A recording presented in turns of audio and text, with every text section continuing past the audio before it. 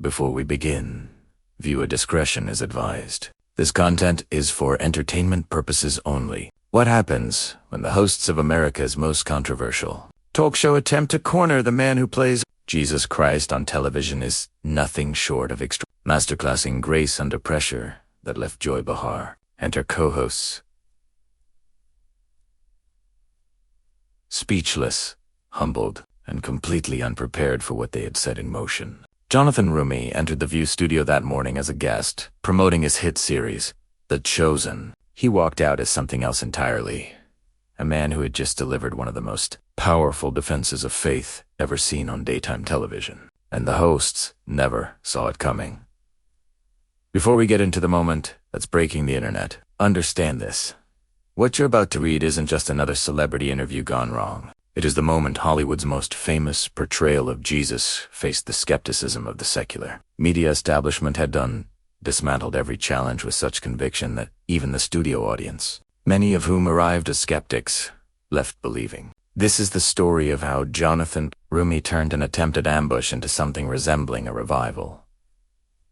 The View studio buzzed with its usual pre-show energy. Audience members settled into their seats, talking excitedly about seeing their favorite hosts. The lighting crew made final adjustments to the bright studio lights. Cameras shifted into position, ready to capture every second of another episode of America's most-watched daytime talk show. Jonathan Roumie arrived backstage with his characteristic humility. Dressed in a simple, well-tailored suit, he struck a perfect balance between approachable and professional. His longer hair and beard, maintained for his role in The Chosen, gave him an unmistakable presence, but his warm smile and gentle manner immediately put others at ease. Stage managers and production assistants found themselves drawn to him, sensing a calmness that felt almost out of place in the controlled chaos of television production.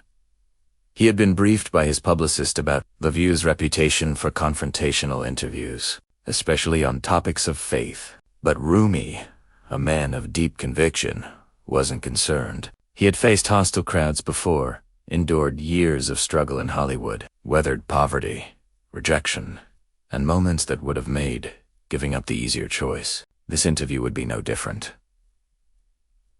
What he didn't know, what his team couldn't have known, was that producers had prepared questions specifically designed to challenge him, provoke him, and force him into defensive positions regarding religion, faith, and the controversy of portraying Christ. They wanted conflict. They wanted a viral moment. They wanted him unsettled. They had no idea who they were dealing with. The interview opened pleasantly enough. Roumie took a seat to warm applause. Joy Behar smiled, her practiced smile to one viewers knew could turn sharp without warning. Whoopi Goldberg offered genuine praise for The Chosen. Saran asked about the challenges of portraying such an iconic figure. The conversation flowed easily, filled with laughter and friendly engagement. But those familiar with The View understood what was unfolding. This was the setup, the calm before the storm. Joy Behar was unusually quiet during the opening exchanges, letting her co-hosts build rapport and lower Roumie's defenses. Her notes rested in front of her like ammunition waiting to be used. She barely touched her coffee. Her eyes followed Roumie with a focused, calculating intensity. And then, just as Jonathan Roumie appeared most relaxed, Joy made her move. "So, Jonathan," she began, her tone sharpening in a way regular viewers recognized immediately. Leaning forward, her smile shifted into something more pointed.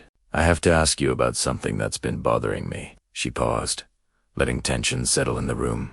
"That clip we saw shows Jesus speaking up for marginalized people and the poor. That's the Jesus we love, right? Emphasis on we love hung like a challenge."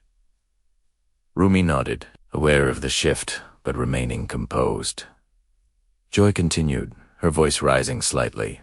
"Not everyone interprets that message the same way these days, do they? Religion in this country seems weaponized at times. As a man of deep faith, which you clearly are, does that frustrate you? Seeing people use Jesus to push their political agendas?" The room fell silent.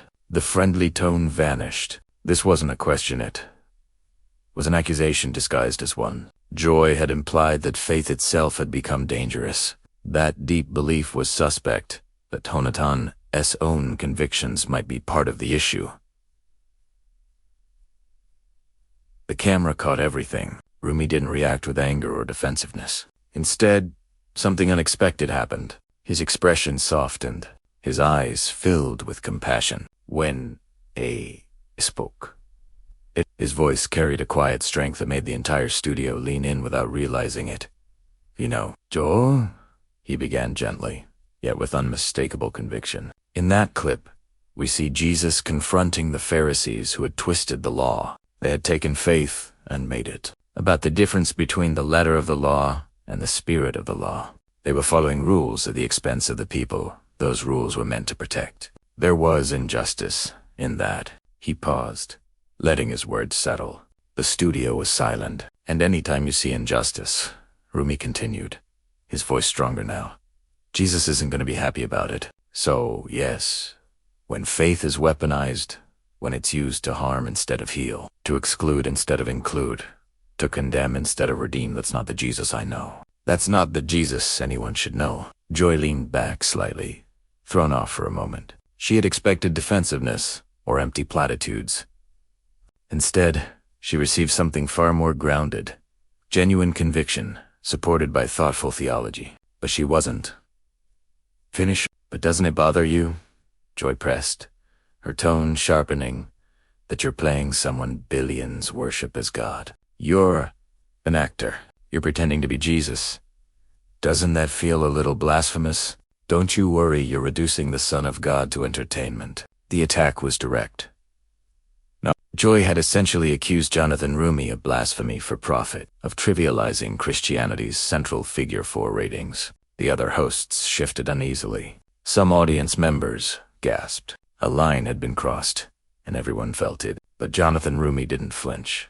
His expression remained calm, his posture relaxed. When he spoke, his voice carried a quiet power that made the room feel smaller, as though he were speaking to each person individually. "Joy, I struggle to follow Jesus like anyone else who considers themselves a Christian," he said, his honesty disarming in its simplicity. "The struggle is part of it, and I think God knows what we wrestle with, but we're still challenged to do what he would do in those situations." He leaned forward slightly, his intensity growing but never aggressive. "I believe that not because it's convenient, not because it makes good television, but because it's true. And that belief, that conviction, is what gives me credibility in portraying this character. People don't respond to The Chosen because of special effects or big-name actors. They respond because they see something real, something authentic, something that speaks to the deepest parts of their souls." The audience was transfixed. Some had tears in their eyes. Others sat silently, absorbing every word. This was no longer simple entertainment.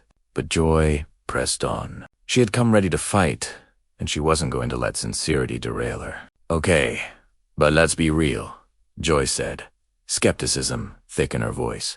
"People literally think you're Jesus. They try to confess their sins to you. They ask you to heal them. Doesn't that concern you? Aren't you worried about the psychological damage you might be causing to people who can't separate fiction from reality?" Sarah Ann attempted to step in with a gentler question, but Joy waved her off. She was determined to expose what she believed was a dangerous confusion at the heart of religious entertainment. "I mean," Joy continued, her voice rising, "you're making money playing God. You're profiting off people's faith. How is that different from televangelist scam artists who sell prayer cloths in miracle water?" The comparison was harsh. Joy had just equated Jonathan Roumie with predatory religious figures who exploit vulnerable believers. The audience murmured in disapproval. Even Whoopi looked uneasy, but Roumie's response was extraordinary. "Joy," he said, calm but carrying unmistakable firmness, "I'm not Jesus. I'm very clear about that. I remind people all the time. My name is Jonathan, not Jesus. Continued, steady and sincere. When people try to confess to me, I tell them, nope. Save it for the priest time, not qualified to hear confessions. I'm not qualified to heal. I'm not qualified to save." He paused, looking directly at Joy. "But here's what I can do. I can point people toward the real Jesus. I can help them see that following. Christ isn't about perfection, it's about surrender. It's about recognizing that we're all broken, all struggling, and all in need of grace. The chosen doesn't make Jesus smaller. It makes him more accessible, more relatable, more real to people who were taught their whole lives that faith is about rules and judgment instead of love and redemption. His words carried unmistakable weight. Some audience members were openly crying. Even a few crew members had stopped working, drawn in by the sincerity of the moment. Joy shifted in her seat, aware that the room had turned against the harshness of her approach. But she had one last question, one last attempt to expose what she saw as religious hypocrisy. "So let me ask you this," Joy said, her tone mocking. "If you could have a cup of coffee with Jesus, the real Jesus, what's the one question you'd ask him? How did I do playing you on TV?" The question was designed to mock him, to suggest his faith was really vanity disguised as devotion. It was a trap and everyone sensed it. But Jonathan Roumie didn't fall for Italiano. Instead, he smiled a genuine, joyful smile, and his answer stunned the entire studio into silence. "How close did I get?" he replied softly, his voice filled with wonder. "That's what I would ask. Not because I think I got it right. I know I didn't," he said. "I know I'm only scratching the surface of who he really is. But I would want to know, despite my imperfection, despite my brokenness, did I at least point people in the right direction? Did I help anyone see even a glimpse of your love, your mercy, your grace?" He paused, and when he spoke again, his voice cracked slightly with emotion. "Because that's all this is about. Joy. That's all it's ever been about. I'm not trying to be Jesus. I'm trying to show people what it might have been like to meet him, to walk with him, to be challenged and changed by him. And if even one person comes closer to God because of the chosen, then every struggle, every sacrifice, every moment of doubt was worth it." The studio erupted not with polite applause, but with genuine, thunderous approval. People were on their feet, some clapping, some crying, others simply overwhelmed by the authenticity of what they had just witnessed. Even Sarah Haynes wiped tears from her eyes. Alyssa Farah Griffin nodded, visibly moved. Joy Behar sat back, momentarily speechless. She had come prepared with skepticism and cynicism, tools that usually served her well when confronting religious guests. But those tools were useless against genuine faith, delivered with genuine humility. She had tried to expose contradictions and hypocrisy. Instead, she had handed Jonathan Roumie a platform to offer one of the most powerful statements of faith ever aired on mainstream television. But Joy wasn't done. As the applause died down, even as she realized she had been outmaneuvered, she couldn't resist one final jab.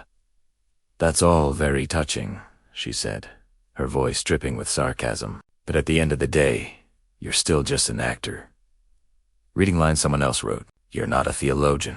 You're not a priest. You dropped out of high school. What makes you think you're qualified to represent Jesus to millions of people?" The attack was personal and cutting. Joy had questioned his education, his credentials, and his very right to speak about faith. It was the kind of elitist dismissal she was known for, the belief that only certain people were allowed to talk about certain subjects. And an actor who played Jesus wasn't the one of Tim. The studio fell silent again, but this time the silence felt charged, almost dangerous.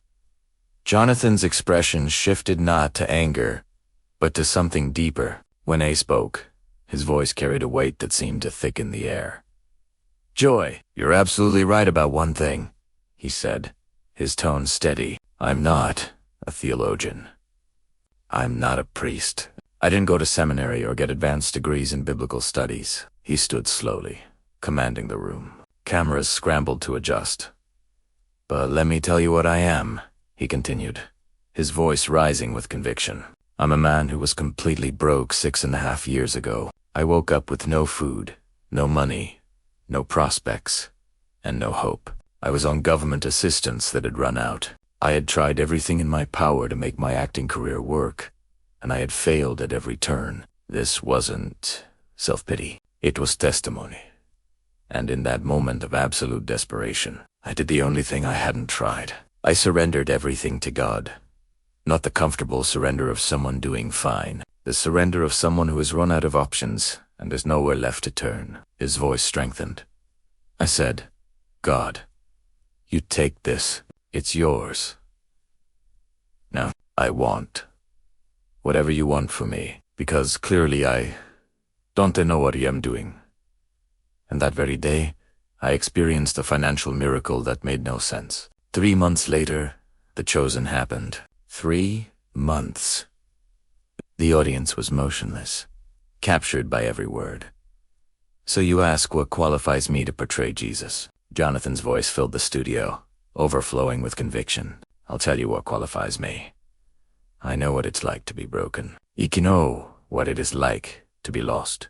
I know what it is like to struggle and fail. And I know what it's like to experience grace you don't deserve, mercy that makes no logical sense, and love that changes everything. He looked directly at Joy, his gaze intense but not hostile. You're right, I'm not qualified on paper, but neither were the disciples. They were fishermen and tax collectors, and ordinary people with no credentials. But Jesus chose them anyway. Not because they were qualified, but because they were willing. Not because they were perfect, but because they were surrendered. Joy opened her mouth, but Jonathan continued. And that's what frustrates me most about this conversation. Joy.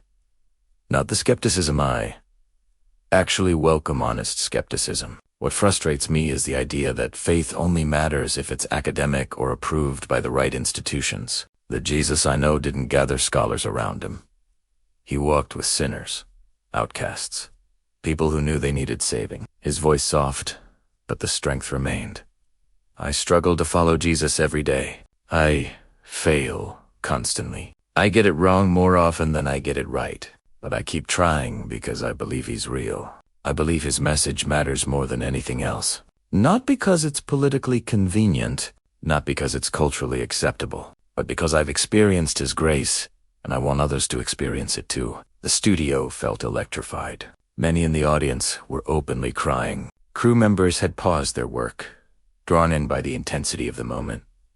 This was no longer television. It felt like something spiritual. Whoopi Goldberg finally spoke, clearly moved. Jonathan. That was really powerful. I think we all, but Joy, cut in, defensive and sharp. Okay, but let's not get carried away. You're still making millions from the show. You're still a celebrity. You're living comfortably while playing someone who told people to give up everything and follow him. Isn't that hypocritical? It was a desperate swing, one last attempt to undermine everything he had just said. But Jonathan Roumie did not flinch. If anything, he seemed energized, passionate, alive with conviction. Joy, do you know why The Chosen is different from almost every other religious entertainment project? He asked, his voice carrying genuine curiosity rather than defensiveness. It's the first multi-season show about Jesus ever made, and it's completely no studio wanted to touch it. No network thought it would work. So regular people, Christians and non-Christians alike, their own money because they believed in what we were trying to do. He gestured emphatically as he spoke. And every dollar I make from this show, I'm grateful for. Not because it makes me wealthy, but because it means I get to keep doing this work. I get to keep telling these stories. I get to keep pointing people toward something bigger than themselves. The money isn't the point. It's never been the point. The point is that God took someone completely broken and completely unqualified, and he used that brokenness to reach people who are also broken. Sarah Haynes jumped in, clearly trying to steer the conversation back to safer ground. I think what's so powerful about The Chosen is how relatable it makes these biblical figures. Can you talk about no? Wait, Joy interrupted again, her frustration now obvious. She had lost control of the interview, and she knew it. I want to push back on something. You keep talking about grace and mercy and love. But what about accountability? What about the harm done in the name of religion? What about all the people hurt by the church? It was a fair question. But the way Joy asked it, laden with hostility and an obvious agenda, made it clear she wasn't seeking an answer. She was seeking ammunition. But Jonathan Roumie treated it as a genuine question. You're absolutely right to bring that up, he said, his voice filled with compassion rather than defensiveness. The church has hurt people. Religious institutions have failed spectacularly in representing Christ. I'm not going to defend that or minimize it. He paused, his expression marked by real sorrow. But here's what people often miss. The failings of the church don't invalidate the truth of Christ. When Christians act in hateful, judgmental, exclusionary ways, they're not being faithful to Jesus, they're betraying him. The Jesus we see in Scripture spent most of his time confronting religious hypocrites who used faith as a weapon to control and condemn people. His voice grew stronger. That's exactly why The Chosen matters. We're showing a Jesus who ate with sinners, who touched lepers, who defended prostitutes, who challenged power structures, who prioritized people over rules. That's not some reinterpretation, that's literally what the Gospels say. And if that makes some religious people uncomfortable, then maybe they need to reread their Bibles. The audience erupted again, applause and shouts of agreement filling the studio. Even Whoopi was nodding. Alyssa Farah Griffin looked ready to cheer. Joy Behar sat silently, realizing each attack she launched had become an opportunity for Jonathan to offer another powerful testimony. She had expected to expose a hypocritical actor exploiting faith for profit. Instead, she encountered genuine conviction, paired with genuine humility, an unbreakable combination.